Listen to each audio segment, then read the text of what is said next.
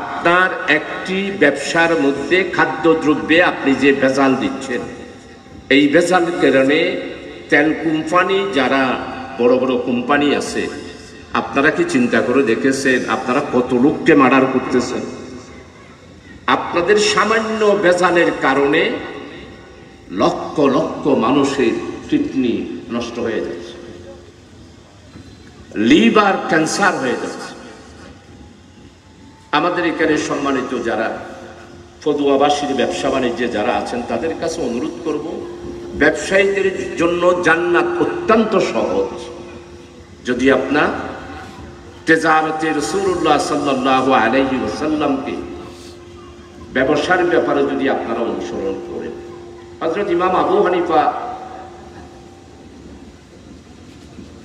রাদিয়াল্লাহু আনহু, আপনারা সবাই আমরা হানাফি মাযহাবের, উনি ওনার ব্যবসায়ী জিন্দেগিতে কাপড় বিক্রি করলো, পরে দেখা গেল যে ওই কাপড়ের থানের মধ্যে সামান্য ত্রুটি ছিল। পাগলের মতো দোকান থেকে বের হয়ে যাকে বিক্রি করেছে তার থেকে কাপড়টা ফেরত নিয়ে পয়সাগুলো ফেরত দিল। আর আমরা আজকে যারা ব্যবসা বাণিজ্যে, বিশেষ করে পদুয়া বাজার, এটা আমাদের দক্ষিণ চট্টগ্রামের মধ্যে অন্যতম একটি ব্যবসা প্রতিষ্ঠান। সবচেয়ে বেশি চাউলের কল এই আমাদের পদুয়া স্টেশনে। আমি আমাদের সম্মানিত টিএনও সাহেবের কাছে জিজ্ঞাসা করেছি, আমাদের লোহাগাড়া বটতলী স্টেশনের লেনদেন পুরা দক্ষিণ চট্টগ্রামের মধ্যে কক্সেস বাজারের পরের স্থান হলো আমাদের আমিরাবাদ বটতলী স্টেশনের ব্যবসা কেন্দ্র, আর এর পরের স্থান হলো পুরা দক্ষিণ চট্টগ্রামে আমাদের এই পদুয়া বাজার। তো আপনারা যারা আজকে এখানে এসেছেন, আলহামদুলিল্লাহ, আমরা বাংলাদেশ জামাত ইসলামী, আমরা এত আপনাদের কাছে যে বক্তব্যগুলো রাখতেছি, সংগ্রাম করতেছি, আমাদের নেতৃবৃন্দরা শাহাদাত বরণ করেছে, আমাদের উদ্দেশ্য একটা, আমরা একটা রাসূল আকরাম সাল্লাল্লাহু আলাইহি ওয়াসাল্লাম যেই রাষ্ট্রের জন্য রাসূলুল্লাহ সাল্লাল্লাহু আলাইহি ওয়াসাল্লাম এতগুলো যুদ্ধের ময়দানে গেলেন, আপনি চিন্তা করতে পারেন যিনি না হলে পৃথিবীর কোনো সৃষ্টি হতো না। রাসূলুল্লাহ সাল্লাল্লাহু আলাইহি ওয়াসাল্লামের হায়াতের জিন্দেগির ব্যাপারে একটা হাদিস আছে, ওনার বয়স কতটুকু, উনি হায়াতে জিন্দেগি নূরানি কত পেয়েছেন। আমাদের চামড়ার চক্ষুতে আমরা বলি 63 বছর, না, সমস্ত মখলুককে সৃষ্টি করার আগেই রাসূলুল্লাহ সাল্লাল্লাহু আলাইহি ওয়াসাল্লামকে আল্লাহ তাআলা সৃষ্টি করে রেখেছিলেন। এবং হাদিস শরীফের মধ্যে এসেছে, জিবরাইল আলাইহিস সালাম বলেছেন, জিবরাইল আলাইহিস সালামকে জিজ্ঞাসা, বিশাল লম্বা হাদিস, একবারে বিশাল, সেই রাসূল আকরাম সাল্লাল্লাহু আলাইহি ওয়াসাল্লাম একটি ইসলামী রাষ্ট্র কায়েম করার জন্য খন্দকের যুদ্ধে খিদার তাড়নায় পেটে যে পাথর বেঁধেছিল, আপনারা চিন্তা করেন দেখেন তো, একদিন পেটে পাথর বেঁধেছে, সারা উম্মত আমরা যারা কিয়ামত পর্যন্ত আছি, তারা কি এটার প্রতিদান আমাদের পক্ষে দেওয়া সম্ভব হবে? যিনি আল্লাহর নবী সাইয়্যিদুল আম্বিয়া রাসূল আকরাম সাল্লাল্লাহু আলাইহি ওয়াসাল্লাম খন্দকের যুদ্ধে পেটে পাথর বেঁধেছেন। আমি শাহজাহান চৌধুরী তো কই কোনোদিন, এতদিন 54 বছর জামাত ইসলামী করতেছি, ইসলামী ছাত্র সংঘ করলাম, কই খিদার তাড়নায় তো কোনোদিন পাথর বাঁধি নেই। আমার মনে হয় আমাদেরকে এই সুন্নতটাও আমাদের অনুসরণ করা দরকার। অর্থাৎ আমরা যখন মিছিল টিছিল করতে চাই, ভুক লাগলে আমরা খাবো না, পেটে পাথর বাঁধলে তাহলে ওইটার সুন্নতটা আদায় করব। এই যে খন্দকের যুদ্ধে এত বড় কষ্ট স্বীকার করলেন, আমরা জামাত ইসলামেরা শুধু সেই আদর্শটা বাস্তবায়ন করার জন্য কাজ করে যাচ্ছি। আমাদের সম্পর্কে অনেকেই অনেক সমালোচনা 83 বছর ধরে অনেকেই করেছে। আমি তাদের কাছে অনুরোধ করব, ভাই, সমালোচনা আপনারা করেন, আমরা সহ্য করে নিলাম, কিন্তু আপনাদেরকে তো এই কথা স্বীকার করতে হবে, এশিয়া উপমহাদেশের ছোট্ট একটি বাংলাদেশের মধ্যে ইসলামী রাষ্ট্র কায়েম করার জন্যে হুবহু রাসূলুল্লাহ সাল্লাল্লাহু আলাইহি ওয়াসাল্লাম যেইভাবে মদিনায়ে মুনাওয়ারাতে রাষ্ট্র কায়েম করেছেন, ঠিক হুবহু সেই ইসলামী রাষ্ট্র কায়েম করার কর্মসূচি একমাত্র এশিয়া উপমহাদেশে বাংলাদেশ জামাত ইসলাম আর ইসলামী ছাত্র শিবির। এই যে আজকে ইসলামী ছাত্র শিবিরের এতগুলো কলেজ ইউনিভার্সিটির ছাত্রদের মুখের মধ্যে দাড়ি দেখতে পাচ্ছেন, আমরা যারা 70-এর, আমার ভাই এখানে আসেন, নামটা আমার খেয়াল নাই, উনিও ছাত্র সংঘ করত, চৌধুরী সালেম এবার ছাত্র সংঘ কর্মী আছে, হ্যাঁ সঞ্চু মাস্টার আর ছাত্র সংঘ কর্মী আছে, রফিকও কিনা আপনার খেয়াল নেই, এই সঞ্চু মাস্টার। ওনারা বলতে পারবে আমরা 70 সালে ইসলাম একটি পরিপূর্ণ জীবন ব্যবস্থা, এটা বললেই আমাদেরকে পাগল বলতো। আমি আমার গ্রাম সমুদ্রপাড়া সাতকারিয়াতে পরে ওনারা, আমি স্কুলে ছিলাম, আমি বেশি এই রাস্তায় ঘাটে শুধু ছাত্র সংঘের লিফলেট বিতরণ করতাম।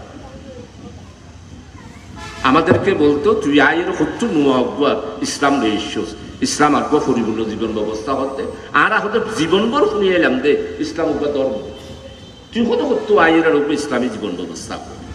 তো সম্মানিত উপস্থিতি, আমি আর দীর্ঘ বক্তব্য না, আমি ব্যবসায়ীদের কাছে অনুরোধ করব, চলুন আমরা একটা নতুন বাংলাদেশের স্বপ্ন দেখছি। আপনারা সত্যিকার অর্থে যদি নবী মুহাম্মদ রাসূলুল্লাহ সাল্লাল্লাহু আলাইহি ওয়াসাল্লামের সুন্নাহ অনুসারে তেজারত করেন, তাহলে আপনারা জান্নাতি হবেন। আর যদি আপনারা সুন্নাহ অনুসারে তেজারত না করেন, তাহলে আল্লাহর কাছে আপনারা তরট। এই জন্য সবার কাছে অনুরোধ করব, যারা ব্যবসায়ী আছে, আমাদের পেশা এটা আমাদের জন্য ফরজ। আমি যা পেশা করি, আমি টুকটাক কিছু ব্যবসা করি, এবং কয়েকজন ব্যবসায়ীদের মিলেই আমরা ছোট ছোট কিছু ব্যবসা বাণিজ্য করে রিজিকের অন্বেষণ করি, এবং এই অন্বেষণের টাকা পয়সাগুলো দিয়ে স্ত্রী, পুত্র, পরিবার পরিজন যাদের আছে তাদের কাছে আহার তুলে দিই। এটা হলো ফরজ, আর এটা হলো সাদকা। সবচেয়ে উত্তম হলো নিজের পরিবার পরিজন এদের কাছে আহার তুলে দেওয়া। এই জন্য প্রত্যেকের পেশার ব্যাপারে আমাদেরকে সচ্চ হতে হবে। বিশেষ করে আমরা যারা পেশায় আছি, তাদের পেশাদারিত্বের ব্যাপারে আমাদেরকে রাসূলুল্লাহ সাল্লাল্লাহু আলাইহি ওয়াসাল্লামের সুন্নাহ অনুসারেই নিজের জীবনটা পরিচালিত করা দরকার। আমি আপনাদের খেদমতে আরজ করব, আলহামদুলিল্লাহ, আপনারা যারা আজকে আমাদের এই ওয়ার্ডের, এই বাজারের ইউনিটের উদ্যোগে মাহফিল করেছেন, তাদের কাছে অনুরোধ করব যে আমাদেরকে কোরআনের সাথে সবচেয়ে বেশি সম্পর্ক রাখতে হবে। আমি আজকে 56 বছর ধরে এই সকালবেলা উঠে তাফসীর পড়ি, হয়তো মাঝে মধ্যে কোনোদিন গ্যাপ যায়, পরে দেখি যে এক একবার এক এক ধরনের এক এক আয়াতের পরিবেশ অনুসারে নতুন নতুন চিন্তা ভাবনার সৃষ্টি হয়। এটা হলো কোরআনে মাজিদের আরেকটা মুজিজা। এই জন্য আমাদের যুবক ভাইরা যারা এসেছেন এবং আমাদের সম্মানিত মুরব্বীরা যারা এসেছেন, কোরআনের সাথে সম্পর্কটা রাখবেন, আর সুন্নতে রাসূল ইত্তেবা অবশ্যই করতে হবে। আপনি চিন্তা করতে পারেন, খ্রিস্টানেরা আজকে আমাদের রাসূলুল্লাহ সাল্লাল্লাহু আলাইহি ওয়াসাল্লামের ওই হাদিস আত-তাহুরু সাতরুল ঈমান, এটা ওনারা নিয়ে নিয়েছে, আমাদের নাই। আপনি বাথরুমগুলো দিয়ে দেখেন, এই মসজিদের বাথরুম এত পরিষ্কার, এত বন্ধ। আর আপনি ইউরোপিয়ান কান্ট্রিগুলোতে বাথরুমে যান, হসপিটালগুলোতে বাথরুমে যান, খ্রিস্টিয়ান যত হসপিটাল আছে, আর আমাদের দেশের হসপিটালগুলা, এই যে ফদ্দুয়া আমাদের যে হসপিটাল লোহাগাড়া, বাথরুমগুলা যায় দেখেন, ওইখানে যাওয়ার কোনো অবস্থা নেই। এরপরে হচ্ছে যে খ্রিস্টানেরা সবচেয়ে উত্তম রাসূলুল্লাহ সাল্লাল্লাহু আলাইহি ওয়াসাল্লামের হাদিস যেটা, তারা সেটা অনুসরণ করছে, কি মানুষের চিকিৎসার সেবা। পুরো পার্বত্য চট্টগ্রামে আমি বিভিন্ন, এই গত কিছুদিন আগে গেলাম, পাড়াকে পাড়া খ্রিস্টান হয়ে যায়, বিনিময় কি চিকিৎসা। আল্লাহ নবী সাইয়্যিদুল রাসূলুল্লাহ সাল্লাল্লাহু আলাইহি ওয়াসাল্লামের হাদিস হলো, আপনি একজন রোগীকে দেখতে গেলেন আর দেখে দোয়া করে গাড়িতে ফেরত আসলেন। কোন কোন রায়াতে 70,000, কোন কোন রায়াতে 90,000। 90,000 ফেরেশতা যিনি দেখতে গেলেন তার জন্য দোয়া করতে থাকে। আর আমরা চিকিৎসার ক্ষেত্রে এমন অবস্থায় আছি, শিক্ষার ক্ষেত্রে বলেন, চিকিৎসার ক্ষেত্রে বলেন, ব্যবসার ক্ষেত্রে বলেন, চাষাবাদের ক্ষেত্রে বলেন, ন্যায় ইনসাফের ক্ষেত্রে বলেন, প্রশাসনের ক্ষেত্রে বলেন, সব দিক থেকে ইসলাম বিরোধী যা আছে তা আমাদের মধ্যে। আর এই সব কিছুর ক্ষেত্রে ইসলামকে গ্রহণ করেছে, মানবতাকে গ্রহণ করেছে খ্রিস্টানেরা। তাই আজকে খ্রিস্টানরা সারা বিশ্বের মধ্যে নেতৃত্ব দিচ্ছে। আজকে জাতিসংঘে আমাদের সম্মানিত প্রধান উপদেষ্টা ডক্টর ইউনূস যাওয়ার সময় 3টা রাজনৈতিক দলের প্রতিনিধি দিচ্ছে। একটা হলো বাংলাদেশ জামাত ইসলামী, আর একটা হচ্ছে বিএনপি, আর একটা হলো এনসিপি। অতীতে কোনোদিন 56 বছরে কোনো রাষ্ট্রনায়কের কাছ থেকে আপনারা পাইছেন? পান নাই। একটু শুকরিয়া আদায় করেন, ঝগড়াঝাটি না করেন, গালাগালি না করেন।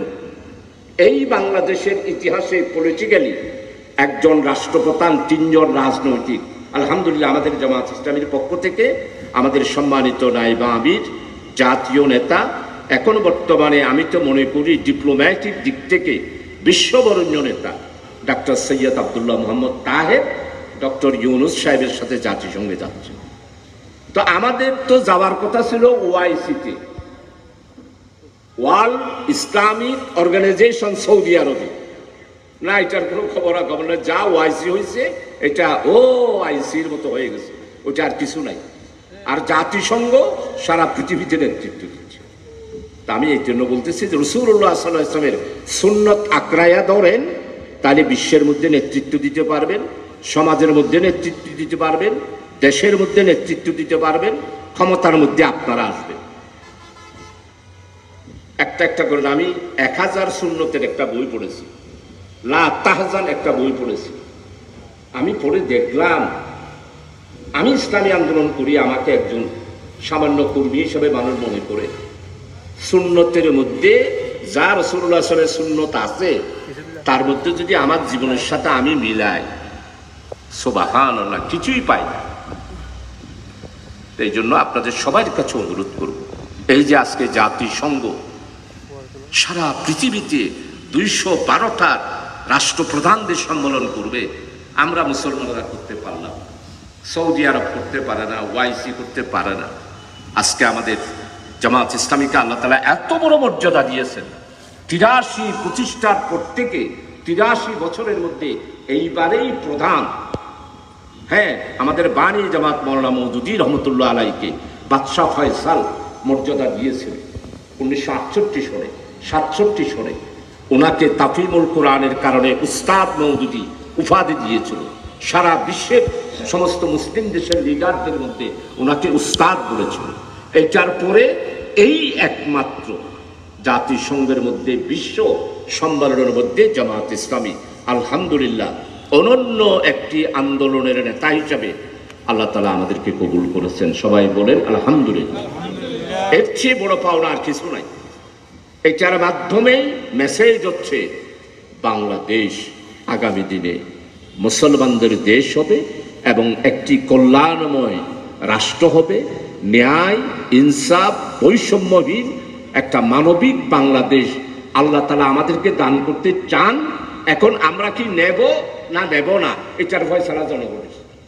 এটা আমি বুঝেছি যে আমি আজকে মানে অনেককে বলেছি, আল্লাহ আমাদেরকে এখন দিতে চাচ্ছে।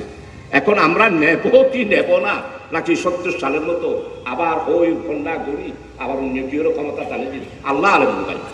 এটা 70 সালত গর্গে জানি আর ভাই অনেক আসন আর কিতাব মারখান নির্বাচন যারা গর্গীয় কয়েকজন আছে 34 সালত তখন এছাড়া অন্য পার্টি আছে, এছাড়াই সমাজ নৌকা গর্গি ইয়া যদিও বা ফাল্লা ফাল্লা করে। তো এটা মিলে ওনারা আরো কয়েকজন যারা আসুন, এছাড়া অনুরোধ করতাম যে আল্লাহর বাস্তে 70 সালের ইতিহাস দেশ সানরে ঠেলে নিত। আর হরাহরি মারামারি গালাজি আলহামদুলিল্লাহ উপজেলা আর হিন্দু ধর্ম লইয়ে প্রস্তুতি সব ইয়ে সব প্রত্যেক রাজনৈতিক দলের নেতা আছে, খুব সুন্দর সুন্দর বক্তব্য লিখবি। তিনও পার্টি যারা আছেন রাখি এবং আর জমা করে খুব সুন্দর করে সম্বোধন করবি। আতে আশা লাগবে আলহামদুলিল্লাহ বাংলাদেশত যেই পরিবেশ সৃষ্টি হইয়ে অবশ্যই আর এই দেশের মানুষ আর কোনো হরাহরি নগরিব, ভেদাভেদ নগরিব, এরপরে কোনো রাজনৈতিক মতপার্থক্য না থাকিব, আর ব্যাগ কোণে মিলিয়ে নতুন একটি বাংলাদেশের পক্ষেই আর বেগুন ঐক্যবদ্ধ থাকবে। আল্লাহ তাআলা আমরা যারে দত দিও ইয়ানুল্লাহ জামাতর এই ওয়ার্ডর দায়িত্বশীল লড়ে এবং আর অন্যান্য হযরত উলামাই কেরাম নেতৃবৃন্দ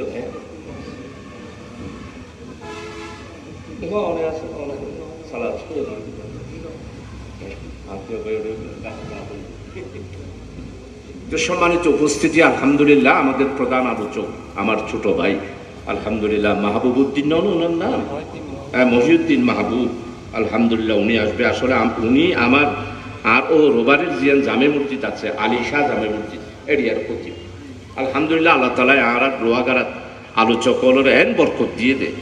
11টা হইতে মানুষ আয়ের বন্ধ হচ্ছে শুরু করি, কিন্তু আগ্রাবাদর চেম্বার পর্যন্ত তো মানুষ আর মানুষ এই মহিউদ্দিন মাহবুবের আলোচনা করি পাই। আলহামদুলিল্লাহ ইটাই আইব আর ছোট ভাই আর স্নেহদন্য বাইফু আল্লাহ দিলে আইব ইটাই আলোচনা করিব। আইন পর্যন্ত আর কিছু কথা হইবার লাভ। সম্মানিত উপস্থিতি আই দুয়ান হই, একখানে দোয়ার ব্যাপারে আর একখানে দেখি রাসূলুল্লাহ সাল্লাল্লাহু আলাইহি ইসলামের তেজারতর সুন্নাহ অনুসারে। 3 নম্বর হয়ে যে ব্যক্তিগত জীবনও রাসূলুল্লাহ সাল্লাল্লাহু আলাইহি ইসলামের সুন্নতের